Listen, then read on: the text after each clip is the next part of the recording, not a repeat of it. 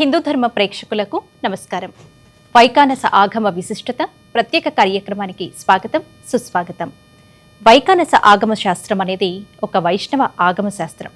ఇది ముఖ్యంగా విష్ణువుని ఆరాధించడానికి పూజా విధానాలను నిర్దేశిస్తుంది. ఈ శాస్త్రాన్ని వైకానసం భగవత్ శాస్త్రం అని కూడా పిలుస్తారు.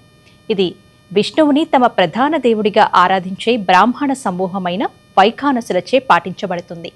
దక్షిణ భారతదేశంలోని అనేక వైష్ణవ దేవాలయాలు, ముఖ్యంగా తిరుమల వెంకటేశ్వర దేవాలయం వంటివి ఈ ఆగమాన్ని అనుసరిస్తూ ఉంటాయి. మరి ఈ కార్యక్రమం ద్వారా వైకానస ఆగమ శాస్త్రంలో ఆ తిరుమల వెంకటేశ్వరునికి ఎటువంటి కైంకర్యాలను ఏ విధంగా నిర్వహిస్తారు వంటి విశేషాలను అందించేందుకు మనతో ఉన్నారు ప్రముఖ ఆధ్యాత్మికవేత్త శ్రీ తిరునగరి గోపీనాథ్ గారు. వారి మాటలో మరిన్ని విశేషాలు తెలుసుకుందాం. నమస్కారం అండి. నమస్కారం అండి. గోపీనాథ్ గారు, తిరుమలలో శ్రీ వెంకటేశ్వర స్వామి వారికి వైకానస ఆగమ శాస్త్రం ప్రకారం చేసేటువంటి కైంకర్యాలు, సేవల గురించి వివరిస్తూ ఉన్నారు. మరి వాటిలో భాగంగానే తిరుమల కొండపై స్వామివారికి చేసేటువంటి పూజల్లో కానీ అన్నిటికన్నా ముందుగా కూడా చేసేటువంటి ప్రథమ పూజ కావచ్చు, నివేదన కావచ్చు, అలాగే దర్శనం కావచ్చు, వరాహస్వామికి ఎక్కువ ప్రాధాన్యతనిస్తూ ఉంటారు. ఎందుకనండి? తిరుమలలో శ్రీ వెంకటేశ్వర స్వామి కన్నా ముందుగానే తిరుమల శాస్త్ర ప్రకారం కూడా, అంటే క్షేత్రానికి సంబంధించి తిరుమల క్షేత్ర సాంప్రదాయాలకు సంబంధించినటువంటి ఆచారాల ప్రకారం స్వామివారికి చేసేటువంటి ప్రథమ దర్శనం కూడా వరాహస్వామికి చేయాలని. అందుకనే ఆ స్వామివారికి ఆది భూ వరాహస్వామి పేరు వచ్చింది. ఆది అంటే మొట్టమొదటిగా ఆయన దర్శనం చేయటం. అందుకని ఎక్కడైనా సరే ముందుగా క్షేత్రపాలకుడు అని అంటాం. అంటే ఆలయానికి పరిరక్షించేటువంటి ఆయన. ఏ ఆలయం అయినప్పటికీ కూడా ఆలయానికి ఒక క్షేత్రపాలకులు ఉంటారు. అంటే ఆ క్షేత్రాన్ని పాలించేవాళ్ళు, రక్షించేవాళ్ళని కూడా అనొచ్చు.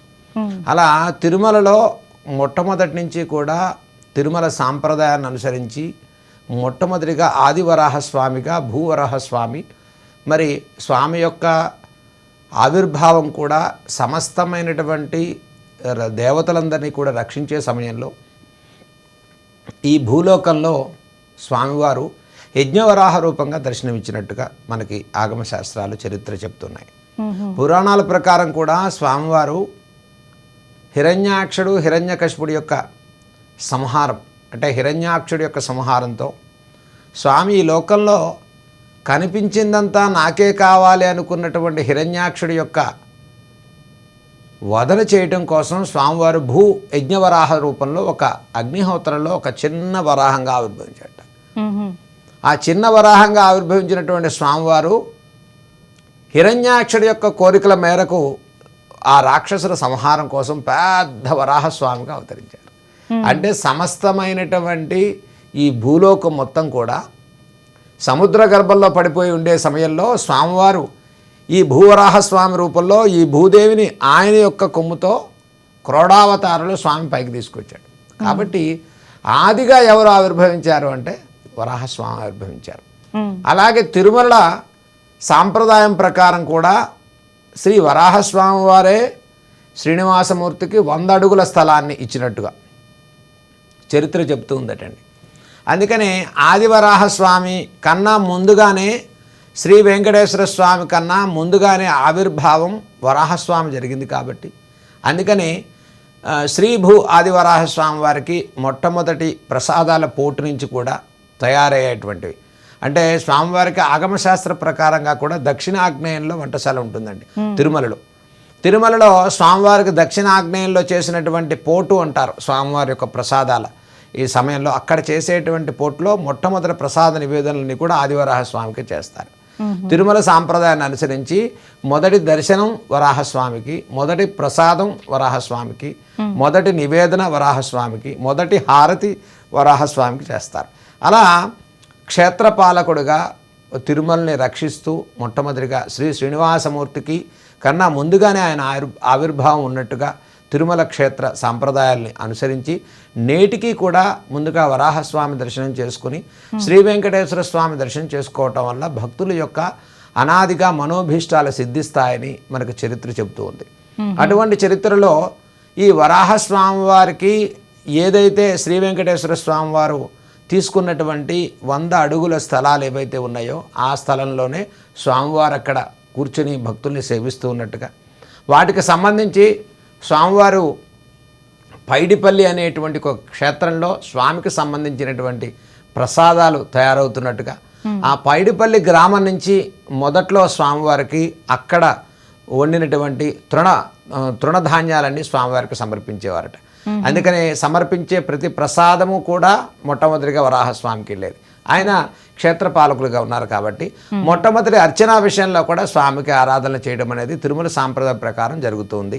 నేటికి ఆ వరాహస్వామి యొక్క దర్శనాన్ని చేసుకోవటం వల్ల స్వామి యొక్క ఆవిర్భావం యొక్క చరిత్ర, స్వామి తిరుమలలో అక్కడికి రావడానికి కావలసినటువంటి ఏదైతే చరిత్ర ఉన్నదో అవన్నీ కూడా స్వామివారి ముందు స్మరణ మాత్రం వల్ల స్వామి యొక్క గోష్ఠిలో, స్వామి యొక్క పూజా కైంకర్యంలో భాగంగా కృష్ణావతార ప్రశస్తి, వరాహస్వామివారి యొక్క ప్రశస్తి, మరి శ్రీ వెంకటేశ్వరుడి యొక్క ఆవిర్భావ ప్రశస్తిని కూడా ఆ రోజు స్తోత్ర రూపంలో, శ్లోక రూపంలో స్వామివారికి సమర్పిస్తారు.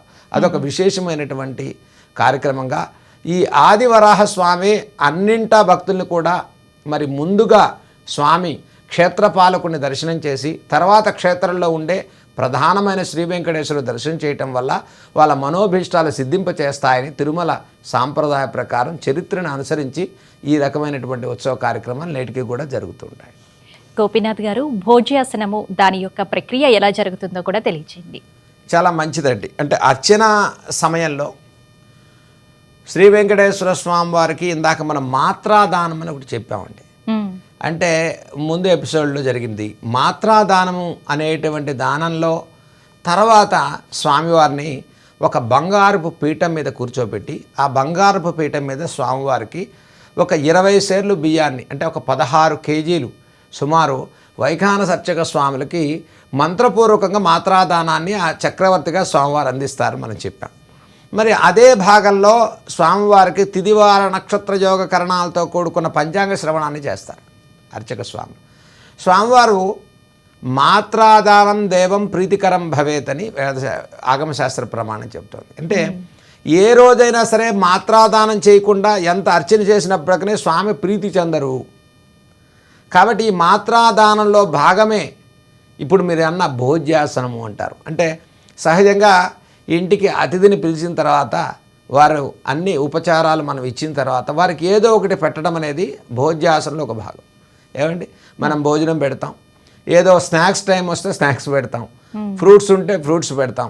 అంటే ఏదో ఒకటి పెట్టడం అనేది ఒక అతిథి మర్యాద, అతిథి సంస్కారం. అలాగనే శ్రీ వెంకటేశ్వర స్వామి వారి యొక్క అర్చనలో చివరిగా వచ్చే సమయంలో బ్రహ్మాండంగా అన్ని రకాలుగా అర్చనా నవనీతాన్ని ఆధారంగా చేసుకుని శ్రీ వైఖానస అర్చక స్వాములు శ్రీ వెంకటేశ్వర స్వామికి మరి షడుపచారాల్లో ఒక యాత్రాసనమని, అలాగే మాత్రాదానమని చెప్పుకున్నాం. అలాగనే దాంట్లో భోజ్యాసనం అనే ఆసనం.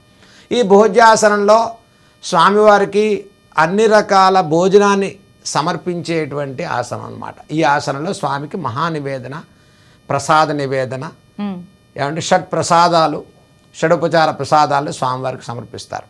కాబట్టి ఈ భోజ్యాసనంలో శ్రీ వెంకటేశ్వర స్వామి వారికి ఒక ప్రశాంత వాతావరణంలో స్వామి కూర్చుని ఉండగా ఆయనకి పోటు నుంచి కొన్ని పిలుస్తారు. ఏమని అంటే స్వామికి ప్రసాద సమయం ఆసనమైంది అని పోటు నుంచి మహానివేదన అని పిలుపునిస్తారు, మహాప్రసాద నివేదన అనే పిలుపునిస్తారు. ఇది ఎప్పుడైతే ఆ పిలుపు వచ్చిందో స్వామి యొక్క దర్శనాలు మొత్తం ఆగిపోతాయి. శ్రీ వెంకటేశ్వర స్వామి వారికి చక్కగా పాయసంతో చేసిన ప్రసాదాల్ని స్వామివారికి సమర్పిస్తారు. భోజ్యాసనంలో భాగంగా తిరుమలలో స్వామికి నివేదన చేసేటువంటి ప్రసాదానికి కావాల్సినటువంటి ద్రవ్యాలను కూడా అతి పవిత్రంగా తిరుమల క్షేత్రానికి దగ్గరలో ఇప్పుడు మీకు చెప్పినట్టుగా పైడిపల్లి అనే క్షేత్రంలో స్వామివారికి ఒక మైసూరు మహారాజు గారి దగ్గర నుంచి 680వ శతాబ్దం నుంచి వస్తున్నటువంటి కొన్ని ఆచారాల ప్రకారం కొన్ని వందల ఎకరాల్లో స్వామి కోసం విశేషంగా కొన్ని పంటలు పండించి అవి మొట్టమొదటిగా స్వామివారికి సమర్పిస్తారు.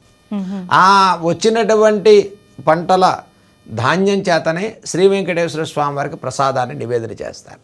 ఆ ప్రసాదంలో మరి పాయసంతో చేసిన ఒక ప్రసాదాన్ని స్వామికి సమర్పిస్తారు.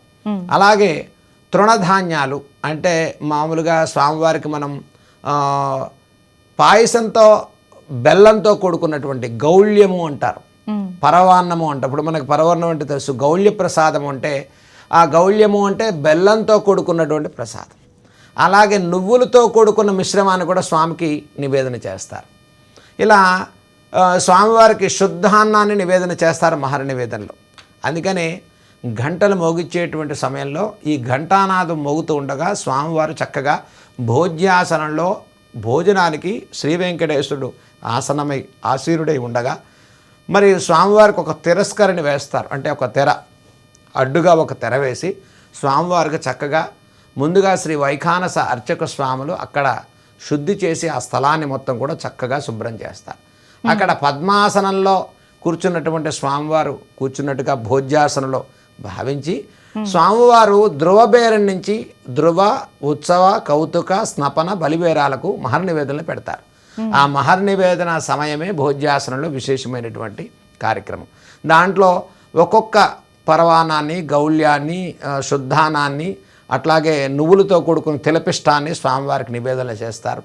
ఇవి భోజ్యాసనంలో ఒక విశేషమైన ప్రీతికరమైన ప్రసాదాలను స్వామికి సమర్పిస్తారు. సహజంగా శ్రీ వెంకటేశ్వర స్వామి వారికి లడ్డూ ప్రసాదం అంటే అత్యంత ప్రీతియుక్తమైంది. మరి ప్రతిరోజు లడ్డూ ప్రసాదం స్వామివారికి సమర్పించే ముందుగా అర్చనలో భాగంగా చేసేటువంటి మహాప్రసాదాలు 6 రకాలుగా స్వామికి సమర్పిస్తారు. అందుకనే ఇవన్నీ కూడా అక్కడ ముందు వరాహస్వామికి అయిపోతాయి. అయిపోయిన తర్వాత భోజ్యాసలో శ్రీ వెంకటేశ్వర స్వామికి అర్చనలో భాగంగా ఈ మహాప్రసాదాల్ని గంట మోగిస్తారు. ఆ గంట మోగుతూ ఉండగా స్వామికి ద్రోబింబం దగ్గర ఈ ప్రసాదాలను తీసుకొచ్చి స్వామివారి ముందు ఉంచి వాటికి విశేషమైనటువంటి అన్నసూక్తాన్ని వైఖానస స్వాములు అన్నసూక్తాన్ని చెప్పిస్తారు. స్వామికి అంతర్గతంగా చేసేటువంటి మహర్ నివేదన మహాప్రసాద సమర్పణ సమయంలో ఆ వైఖానస అర్చక స్వాములు తప్ప లోపల ఏ స్వాములకు ఉండేటువంటి అవకాశం లేకుండా ఉంటుంది. ఆ సమయంలో శ్రీ వెంకటేశ్వర స్వామికి అంతర్గతంగా చక్కగా ఆ అన్నసూక్తాన్ని జపిస్తూ స్వామికి విశేషమైన ముద్రల చేత ఈ మహాప్రసాదాన్ని నివేదన చేస్తారు.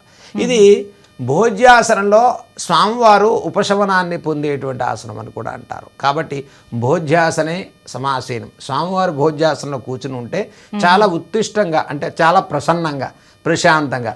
మనం చూడండి, భోజనాన్ని కూర్చునేటువంటి ఆయన ఎలా ఉంటారు అంటే మనం భోజనం స్వీకరించడానికి కూర్చునే అంత ప్రశాంతత స్వామి యొక్క ముఖారవిందంలో కనిపిస్తుందట. మరి ఆ భోజ్యాసనంలో శ్రీ వెంకటేశ్వర స్వామికి సమర్పించేటువంటి ప్రసాదాలు ఏమంటే మనం ఇచ్చే ప్రతి ప్రసాదము స్వామి స్వీకరిస్తారా అనే భావన మనకి ఏదైతే ఉంటుందో చాలామందిలో, కానీ భక్తిపూర్వకంగా భగవంతుడి యొక్క స్పర్శ కలగటం వల్ల, భగవంతుడి యొక్క మంత్రపూర్వకంగా భగవంతుడి యొక్క తులసీదళం పడటం వల్ల ఆ ప్రసాదానికి విలువ పెరుగుతుందట. ఎప్పుడు ప్రసాదము మనం కళ్ళకద్దుకుని తీసుకుంటాం, ప్రసాదానికి విలువ ఎప్పుడు పెరుగుతుంది అంటే స్వామివారికి అలా 5 సార్లు చూపించి ప్రాణ అపాన ఉదాన సమానములుగా స్వామికి మహర్నివేదన చేస్తారో, నివేదన చేసిన ప్రతి ప్రసాదంలో కూడా ధ్రువ, ఉత్సవ, కౌతుక, స్తపన, బలిబేరములన్నిటికీ కూడా స్వామికి చూపించే మహాప్రసాదం దృష్టి మాత్రం చేత స్వామివారు స్వీకరిస్తారట. అందుకని మనం తీసుకున్న ప్రసాదంకి ముందుగా ఎవరికి సమర్పించాలి అంటే స్వామివారికి సమర్పించాలి. అప్పుడు ఏమవుతుందంటే ప్రసాదంలో ఉండే అన్ని రకాల దోషాలు తొలగిపోతాయటండి. అందుకనే తృణధాన్య ప్రసాదం అని అంటారు, గౌళ్య ప్రసాదం అంటారు, శర్కర ప్రసాదం అంటారు. ఇప్పుడు మనం స్వామికి సమర్పించేటువంటి పాయసం కానీ, దధ్యోజనం కానీ, అలాగే స్వామికి కొన్ని రోజుల్లో విశేష పర్వదినాల్లో కొన్ని విశేష ప్రసాదాలు ఇస్తారు. అట్లాగే తిలపిష్టము అంటాం, అంటే నువ్వులతో చేసినటువంటి బెల్లంతో కలిపినటువంటి పిష్టాన్ని సమర్పిస్తారు. అది శరీరానికి అత్యంత మేలు చేసేటువంటి ప్రసాదం అండి. కాబట్టి మనం కూడా చాలామంది తిలలు తినటం వల్ల, అంటే తిలల వల్ల చాలా మంచి ఆరోగ్యం అంటారు.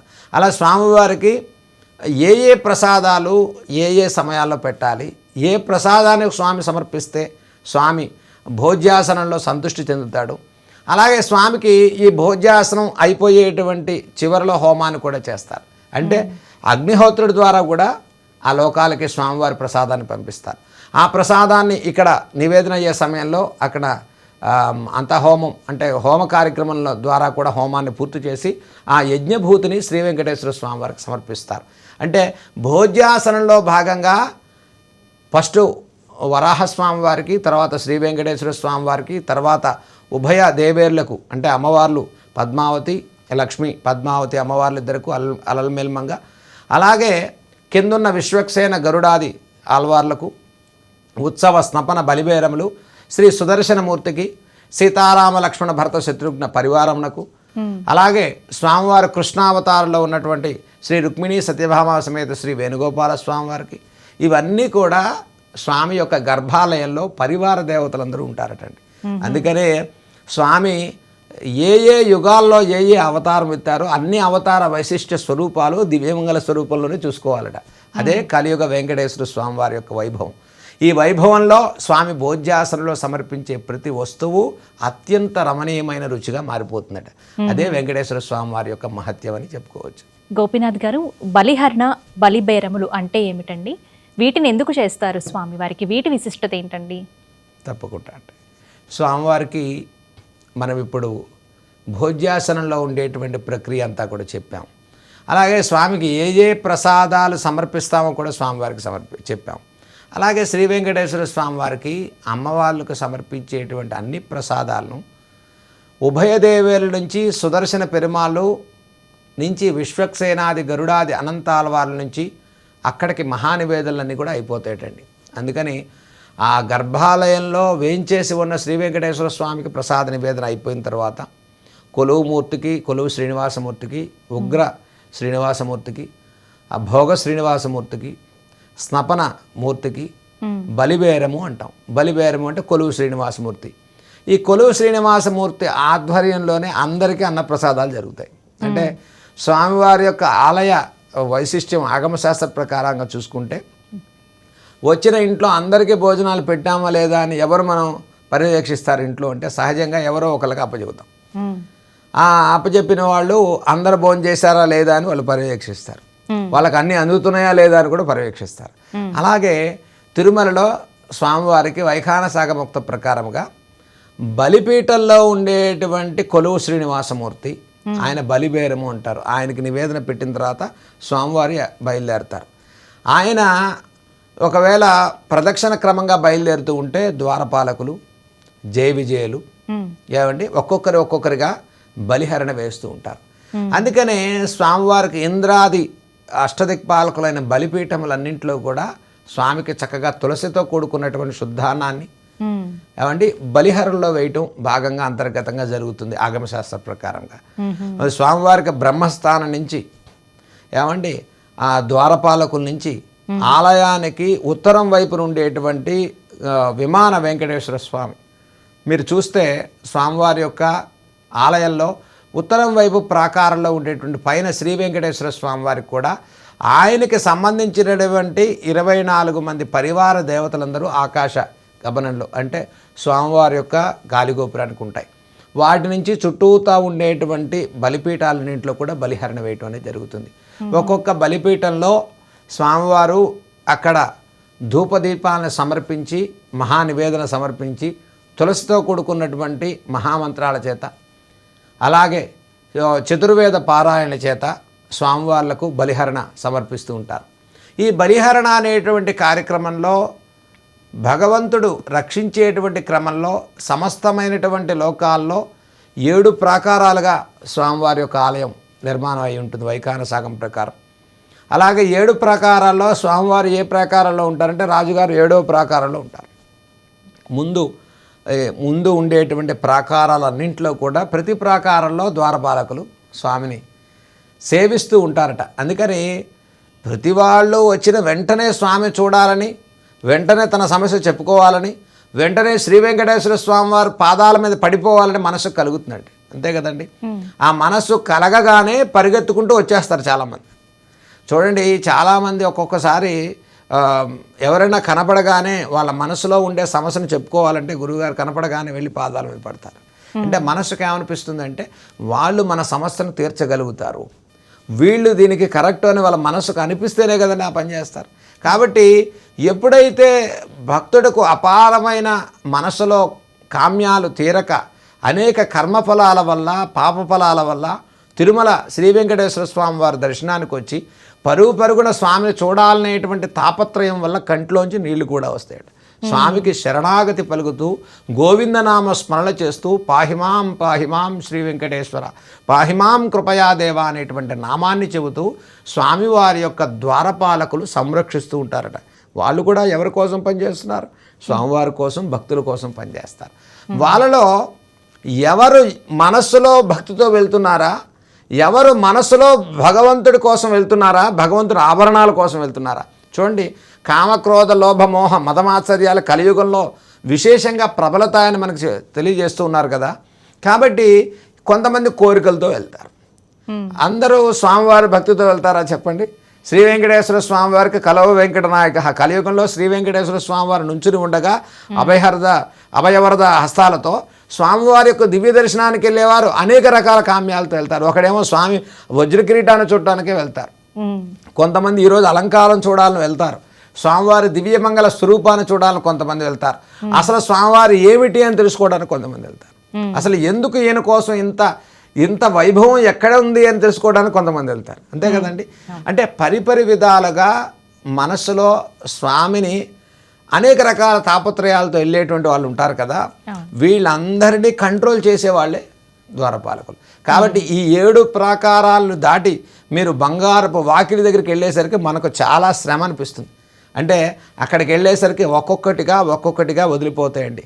అందుకే అరిషడ్ వర్గాలంటే మొదటి ప్రకారంలో కోరికలు, రెండో ప్రాకారంలో క్రోధం, మూడో ప్రాకారంలో లోభం, నాలుగో ప్రాకారంలో మదమాత్సర్యాలు, అలాగే 6వ ప్రాకారం వచ్చేసరికి శ్రీ వెంకటేశ్వర స్వామి వారి దగ్గరికి స్వామి యొక్క గరుడాల వారిని చూసి స్వామికి తిరిగేసరికి అన్నీ మర్చిపోతారు. అంటే దివ్యమంగళ స్వరూపాన్ని చూసేసరికి స్వామిని ఏది చూస్తే అదే చూస్తూ ఉంటామట, ఇంకా వేరే చూసే అవకాశం ఇవ్వడట. వాళ్ళు స్వామిని రక్షిస్తూ స్వామి యొక్క నామాన్ని చెబుతూ వాళ్ళు ఆ ద్వారదేవతలందరూ స్వామికి సేవిస్తూ ఉంటారట. ఎప్పుడూ స్వామి సేవలో ఉంటారు. కాబట్టి బలిహరణలో ఛత్రచామరాలతో బయలుదేరినటువంటి ఏదైతే కొలువు శ్రీనివాసమూర్తి ఉంటారో ఆయన అందరికీ అన్నీ అందుతున్నాయో లేదో చూస్తాడు.